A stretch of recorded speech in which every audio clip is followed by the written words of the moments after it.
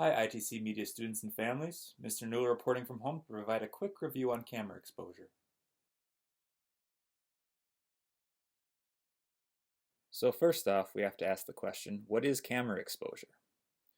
Well, when capturing photos or videos with digital SLR cameras, like we use in all of our media classes, exposure refers to the amount of light which reaches the camera sensor.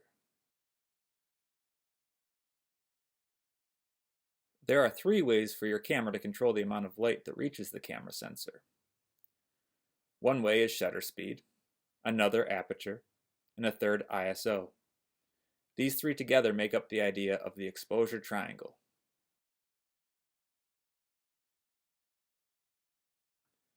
Shutter speed refers to how long the shutter, which is found inside of the camera's body, is open. Shutter speed is a measurement of time. The longer the shutter is open, the brighter the photograph will be. This is because there's more time to let the light in. Also, the longer the amount of time the shutter is open, the more motion blur you'll have in your photo. Your shutter speed is measured in fractions. Whether your shutter speed is set to 1 second or 1/4000th of a second, you can use these time intervals to your advantage to take aesthetically pleasing photos.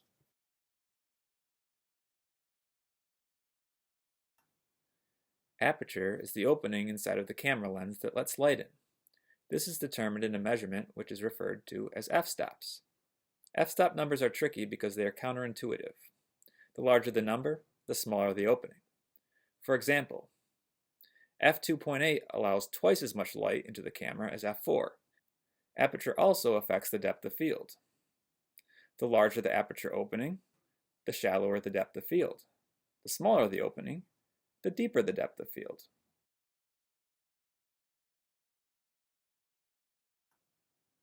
ISO is simply how sensitive your camera's sensor is to light. This is expressed in a number. The higher the ISO number, the more sensitive your camera will be to light.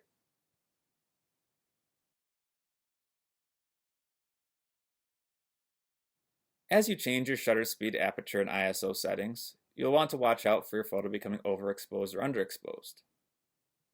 Remember, overexposure happens when the camera sensor is exposed to too much light. This causes the photograph to lose highlight detail as the bright parts become washed out. And underexposure happens when the camera sensor is not exposed to enough light.